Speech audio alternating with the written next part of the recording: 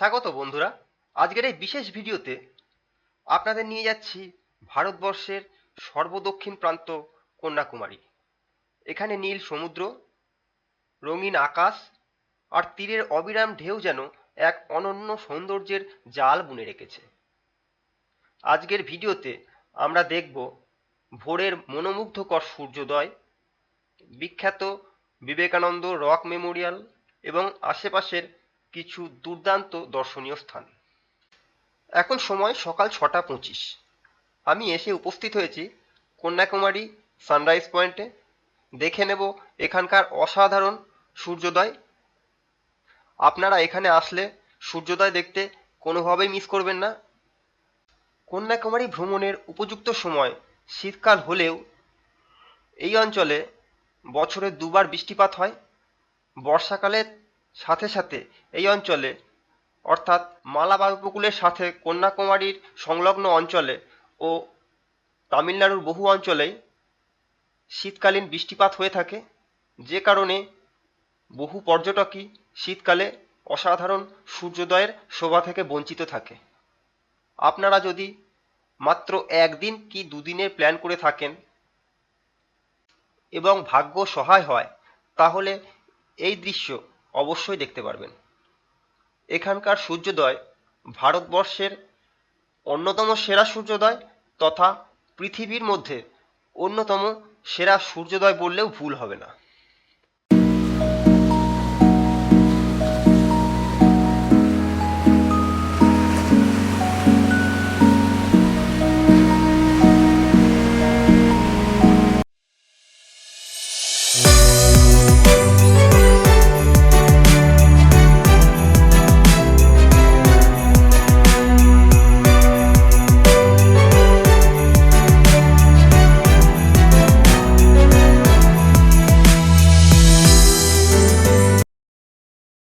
এবং কন্যাকুমারীর আরও একটি অন্যতম বিশেষত্ব হলো এখান থেকে আপনারা অসাধারণ সূর্যোদয়ের সাথে সাথে অসাধারণ সূর্যাস্তও দেখতে পাবেন। সূর্যোদয় ও সূর্যাস্তের সময় বছরের বিভিন্ন সময়ে কিছুটা আগে পিছে হওয়ায় প্রতিদিন একই সময়ে সূর্যোদয় ও সূর্যাস্ত হয় না। তাও মোটামুটিভাবে 6টা থেকে 6:30টার মধ্যে কন্যাকুমারীতে সূর্যোদয় দেখা যায়। তাই আপনারা 6টার মধ্যেই এখানে আসতে চেষ্টা করবেন, তাহলে খুব ভালোভাবে সূর্যোদয় দেখতে পাবেন। আমার আসতে একটু দেরি হয়ে যাওয়ায় সূর্যোদয়ের পূর্বের মুহূর্তটা আর ক্যাপচার করা সম্ভব হয়নি। অর্থাৎ আমার আসার ঠিক মিনিট 5 আগে সূর্যোদয় দেখা গেছে। যদিও সূর্যোদয়ের পর প্রায় 7টা পর্যন্ত সানরাইজ পয়েন্টে পর্যটকের ভিড় চোখে পড়ে এবং এখানে শীতের দেখা প্রায় নেই বললেই চলে।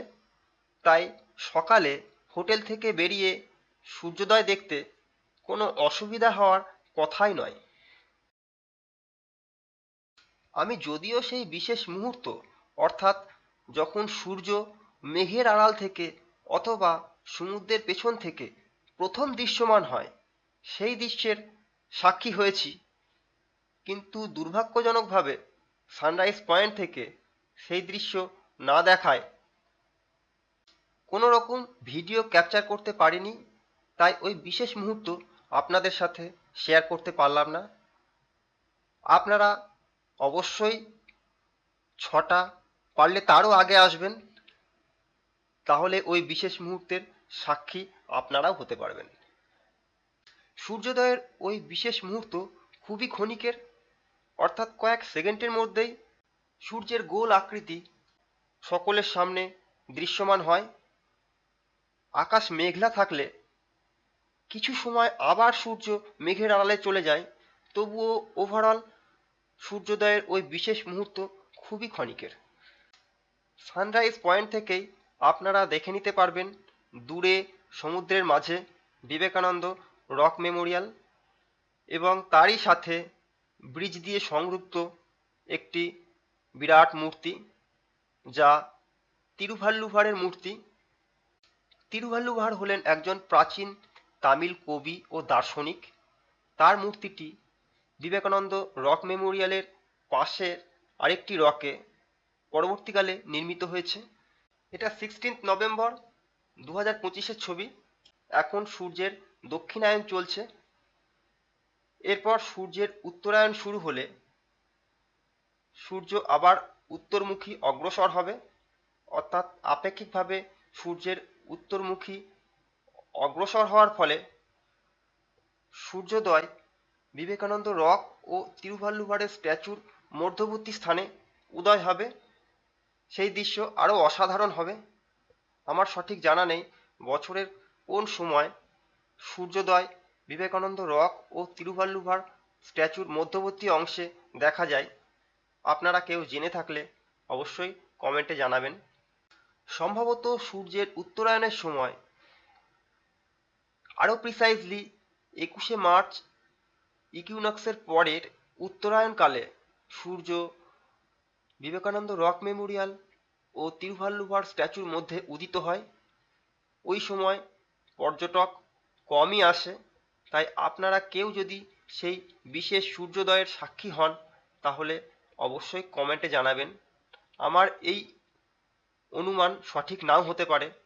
আরও প্রিসাইজ টাইমিং যদি আপনারা জেনে থাকেন সেই তথ্যও অবশ্যই জানাবেন। আমি ইন্টারনেট সার্চ করে যে সকল সূর্যোদয়ের ছবি পেয়েছি, অর্থাৎ যে সকল সূর্যোদয় বিবেকানন্দ রক মেমোরিয়াল ও তিরুভাল্লুভার স্ট্যাচুর মধ্যবর্তী স্থানে দেখা গেছে, তার কোনোটিতেই সূর্যের ক্লিয়ার পিকচার দেখা যায়নি। সম্ভবত ওই সময় আকাশে মেঘ আরও বেশি থাকে, কারণ বর্ষাকাল তার পরে পরেই আগত হয়, যে কারণে বিবেকানন্দ রক মেমোরিয়াল ও তিরুভাল্লুভার স্ট্যাচুর মধ্যবর্তী অংশে সূর্যোদয় দেখা সম্ভবত আরও বেশি কঠিন। সকাল 8টা থেকেই বোট সার্ভিস শুরু হয়ে যায়, যা দর্শকদের নিয়ে যায় বিবেকানন্দ রক মেমোরিয়ালে। আপনারা যত সকাল সকাল টিকিট কাউন্টারে এসে টিকিট কেটে লাইনে দাঁড়াবেন, তত তাড়াতাড়ি বিবেকানন্দ রক মেমোরিয়াল ঘোরার সুযোগ পাবেন। এখানে দু ধরনের টিকিট আছে। সাধারণ টিকিটের মূল্য 100 টাকা। সাধারণ টিকিট কেটে যেতে হলে 2 থেকে আড়াই ঘন্টা লাইনে দাঁড়াতে হয়। আপনারা যদি আরও তাড়াতাড়ি ভ্রমণ সম্পন্ন করতে চান, সেক্ষেত্রে স্পেশাল এন্ট্রি টিকিট 300 টাকা দিয়ে পারচেস করে আপনারা ভ্রমণ করতে পারেন। এছাড়াও অনলাইন টিকিটেরও ব্যবস্থা আছে। অনলাইন টিকিটের মূল্যও 100 টাকা। অনলাইন টিকিট কেটে ভ্রমণ করতে হলে যেদিন ভ্রমণ করবেন তার আগের দিন আপনাদের অনলাইন টিকিট পারচেস করতে হবে। আজ সকাল 9টার পর সমুদ্রে অতিরিক্ত ঢেউয়ের কারণে বোট সার্ভিস টেম্পোরারি বন্ধ করে দেওয়া হয়, তাই টিকিট কাটাও সম্ভব হয় না। তারপর আবার 11:30টায় টিকিট কাউন্টার খুললে টিকিট কেটে বোটে ওঠার লাইনে দাঁড়িয়ে যায়। এই ঘটনা যদিও নতুন নয়, মাঝে মধ্যেই অতিরিক্ত ঢেউয়ের কারণে বোট সার্ভিস বন্ধ করে দেওয়া হয়, তাই আপনারা 9টার মধ্যে টিকিট কাউন্টারে আসতে পারলে খুব ভালোভাবেই ভ্রমণ করতে পারবেন। অবশেষে দীর্ঘক্ষণ বোটের লাইনে দাঁড়িয়ে থাকার পর বোটে উঠতে পারি। বোটে উঠেও জানলার ধারে সিট পাওয়া যায় না। জানলার ধারে সিট পাওয়াও খুব কঠিন। বোটে উঠলেই আপনারা বুঝতে পারবেন সমুদ্রে ঢেউয়ের তীব্রতা কত বেশি। এর মধ্যে দিয়েই যতটা সম্ভব ভিডিওগ্রাফি করি ও এগিয়ে চলি বিবেকানন্দ রক মেমোরিয়ালের উদ্দেশ্যে। সমুদ্রের মাঝে বোট জার্নিও খুব এক্সাইটিং। মাত্র 10 মিনিটেই বোটিং পয়েন্ট থেকে বিবেকানন্দ রক মেমোরিয়ালে পৌঁছে যাওয়া যায়। তারপরে এইখানে আপনারা আপনাদের ইচ্ছামতো সময় কাটিয়ে আবার 4টের মধ্যে যে কোনো একটি বোট ধরে ফিরে যেতে পারেন। বিবেকানন্দ রক মেমোরিয়াল ভোর 8টা থেকে বিকেল 4টে পর্যন্ত প্রতিদিন খোলা থাকে। তার মধ্যে যে কোনো বোটে করে এসে আপনারা যতক্ষণ খুশি এইখানে সময় কাটাতে পারেন। বোট থেকে নেমে আরও 30 টাকা দিয়ে আলাদা একটা টিকিট কেটে ওই ওপরে অর্থাৎ বিবেকানন্দ রক মেমোরিয়ালে যাওয়া যায়। নিচে একটি শু স্ট্যান্ডও আছে। আপনাদের সকলকেই শু স্ট্যান্ডে জুতো খুলে ওপরে যেতে হবে। ওপরে জুতো পরে যাওয়ার কোনো অনুমতি নেই। নিচে বাথরুম, পানীয় জলের ব্যবস্থা সব কিছুই রয়েছে, তাই আপনারা নিশ্চিন্তে যতক্ষণ খুশি ঘুরতে পারবেন।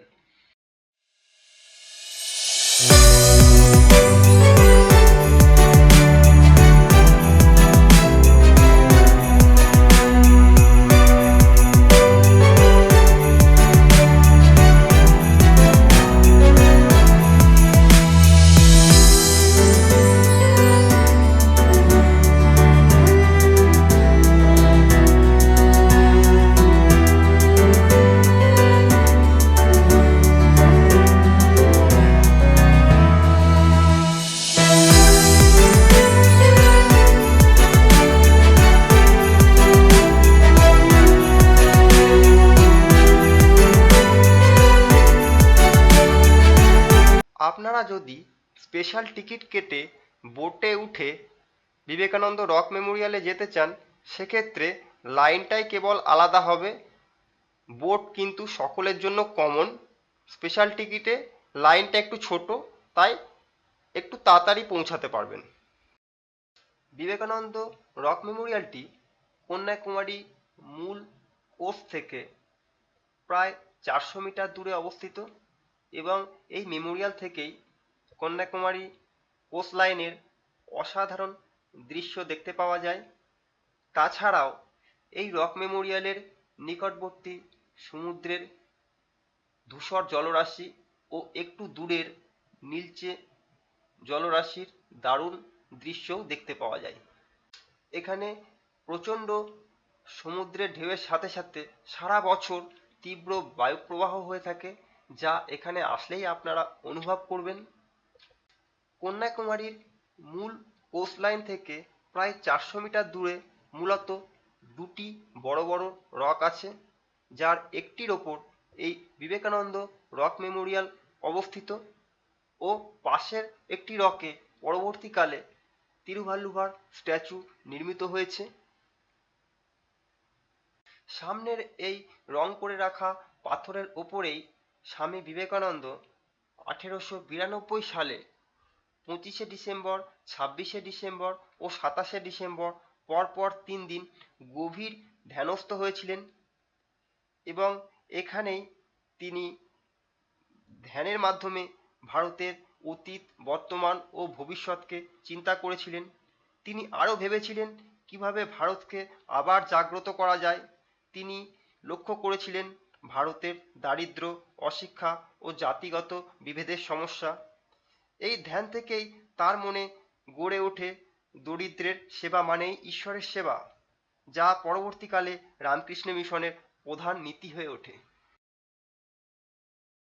এবং এই ধ্যানের পরবর্তীকালে তিনি আরও চিন্তা করেন তার এই আধ্যাত্মিক জ্ঞান বিশ্ব মঞ্চে তুলে ধরার প্রয়োজন।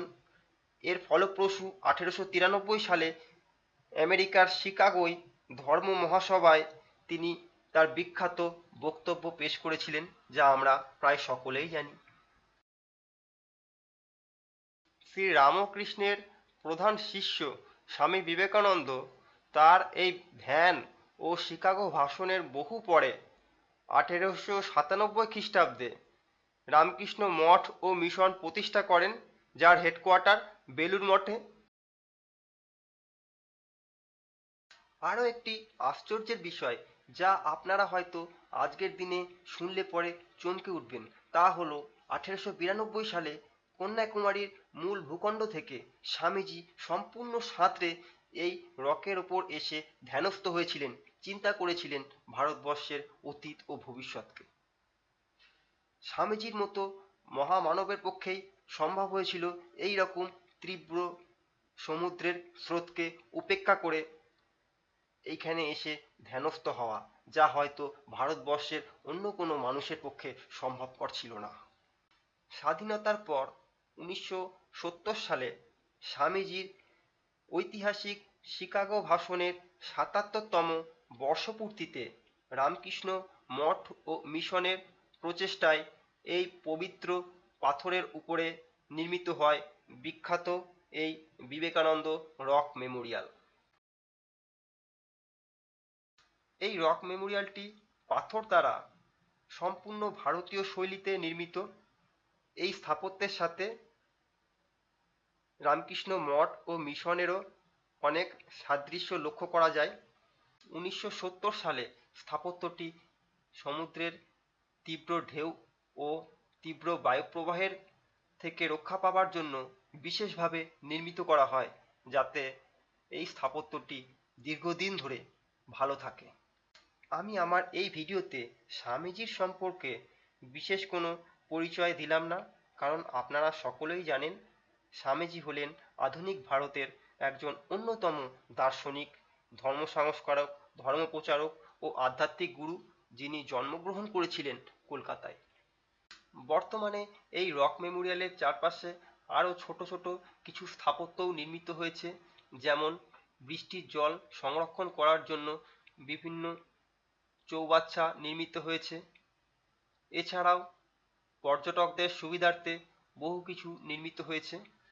আমি আগে রক মেমোরিয়ালের চারপাশটা ভালো করে ঘুরে দেখে তারপর মেমোরিয়ালের মধ্যে প্রবেশ করব। মেমোরিয়ালের মধ্যে প্রবেশ করলে কোনো রকম ভিডিওগ্রাফি ও ফটোগ্রাফি করা যাবে না। স্ট্রিক্টলি রেস্ট্রিকশন ফলো করতে হবে প্রত্যেককেই। বাইরে থেকে যতটা সম্ভব আপনাদের দেখাচ্ছি। ভালো লাগলে অবশ্যই লাইক, শেয়ার ও সাবস্ক্রাইব করতে ভুলবেন না। বাইরে থেকে কেবলই চারিদিকের অসাধারণ সমুদ্রের দৃশ্য ও কন্যাকুমারীর কোস্টলাইন। তারপরেই এই সিঁড়ি দিয়ে সোজা উঠে যেতে হবে বিবেকানন্দ মণ্ডপে। বিবেকানন্দ মণ্ডপের মধ্যে সকলকেই চুপচাপ থাকতে হবে, অর্থাৎ সাইলেন্ট থাকতে হবে। ফটোগ্রাফি কোনোভাবেই করা যাবে না। এবং ওই মণ্ডপের মধ্যেই রয়েছে স্বামীজির পরিব্রাজক মুদ্রায় একটি পূর্ণাবয়ব মূর্তি।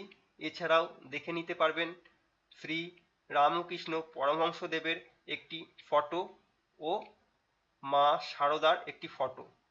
গেট দিয়ে প্রবেশ করেই ডান দিকে ও বাঁ দিকে রামকৃষ্ণদেব ও মা শারদার ফটোটি দেখতে পাবেন, এবং সোজা গেলেই লক্ষ্য করবেন স্বামীজির পরিব্রাজক মুদ্রায় ধাতব নির্মিত একটি পূর্ণাবয়ব মূর্তি।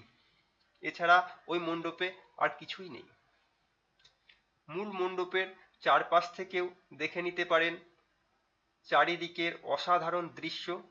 মূল মণ্ডপের চারিদিকে প্রদক্ষিণ করা গেলেও ওপর থেকে প্রদক্ষিণ করতে দেওয়া হয় না।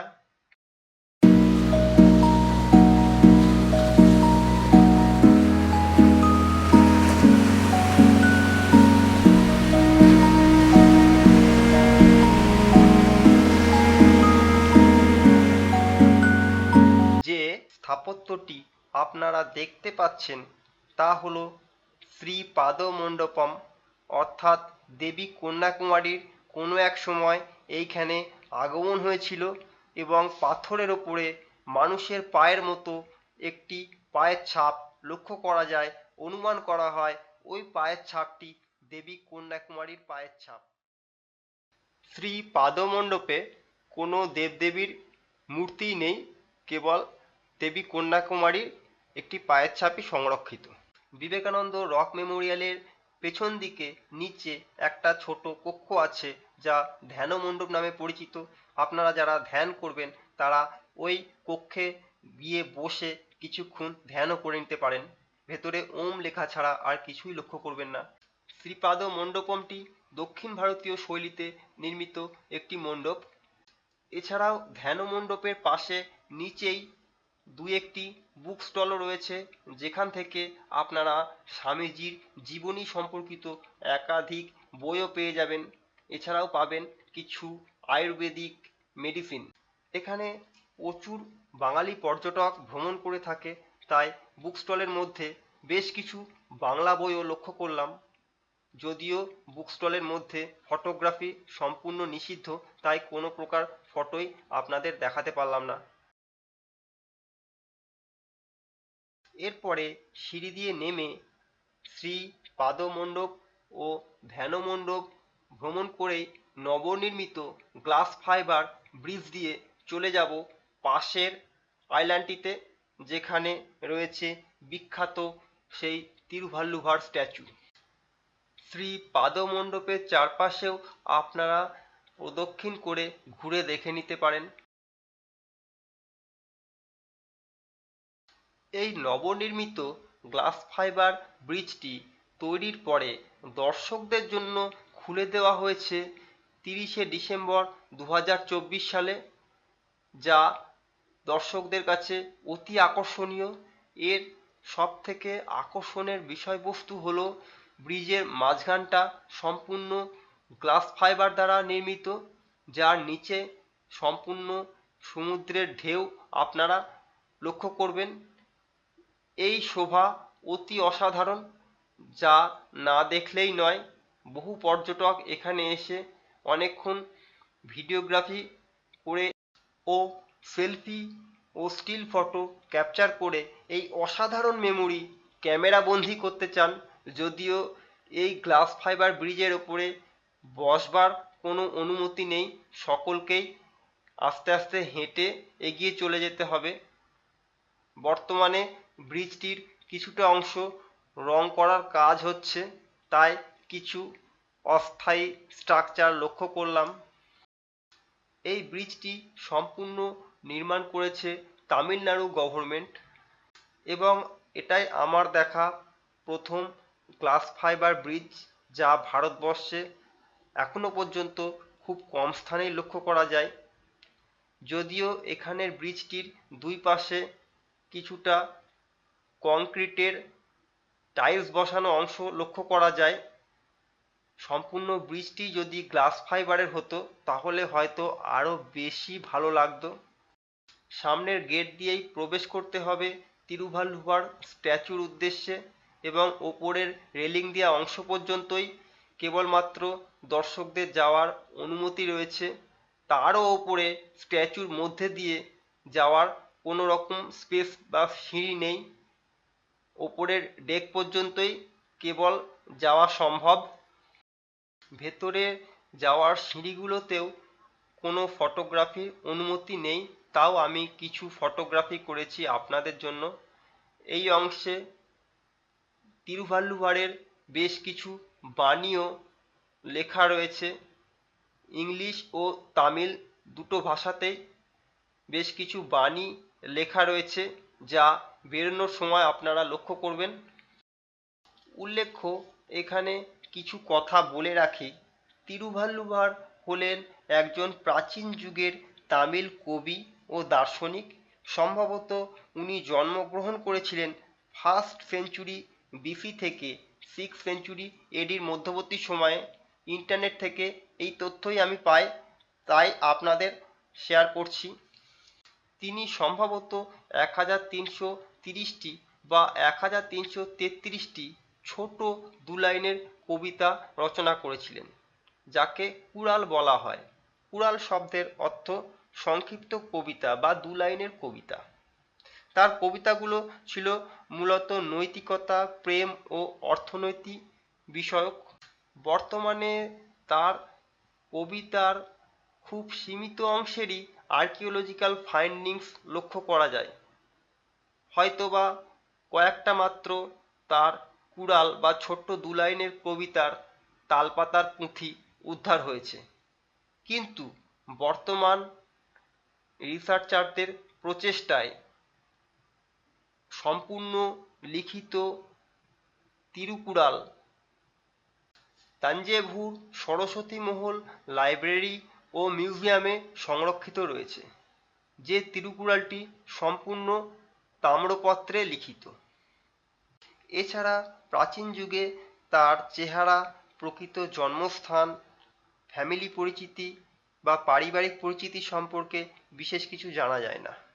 যদিও বর্তমানে তিরুভাল্লুভুর তামিলনাড়ুতে অতি জনপ্রিয় চরিত্র, তামিলনাড়ুর বহু শহরেই তিরুভাল্লুভুরের নামে রাস্তা লক্ষ্য করবেন।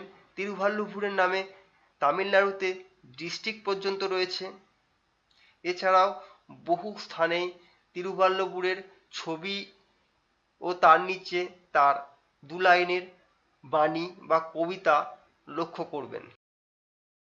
এই স্ট্যাচুটি ভারতবর্ষের উচ্চতম স্ট্যাচুগুলির মধ্যে একটি, যার উচ্চতা বেস সমেত 133 ফুট এবং বেসের উপরে মূল স্ট্যাচুটির উচ্চতা 95 ফুট। সম্পূর্ণ স্ট্যাচুটির নির্মাণ শুরু হয় 1990 সালে এবং 2000 সালে এর নির্মাণ শেষ হয়। স্ট্যাচুটি নির্মাণ করতে কংক্রিট ও পাথরের ব্যবহার হয়েছে এবং তিরুভাল্লুভারের এই মূর্তিটিকে স্ট্যাচু অফ উইজডম বা জ্ঞানের মূর্তিও বলা হয়ে থাকে। বর্তমানে আমরা তিরুভাল্লুভার বা তিরুভাল্লুর যে সকল ছবি দেখি তা সবই পরবর্তীকালে চিত্রশিল্পীর কল্পনায় অঙ্কিত এবং তিরুভাল্লুভারের সবথেকে জনপ্রিয় ছবিটি 1960 সালে আর ভেনুগোপাল শর্মা অঙ্কন করেছিলেন। পরবর্তীকালে যে ছবিটির একটি পোস্টাল স্ট্যাম্পও রিলিজ হয় এবং তামিলনাড়ু গভর্নমেন্ট আর ভেনুগোপাল শর্মার ছবিটি অফিসিয়ালি অ্যাকসেপ্ট করেছিল ও বিভিন্ন সরকারি ক্ষেত্রে যার ব্যবহার শুরু করেছিল।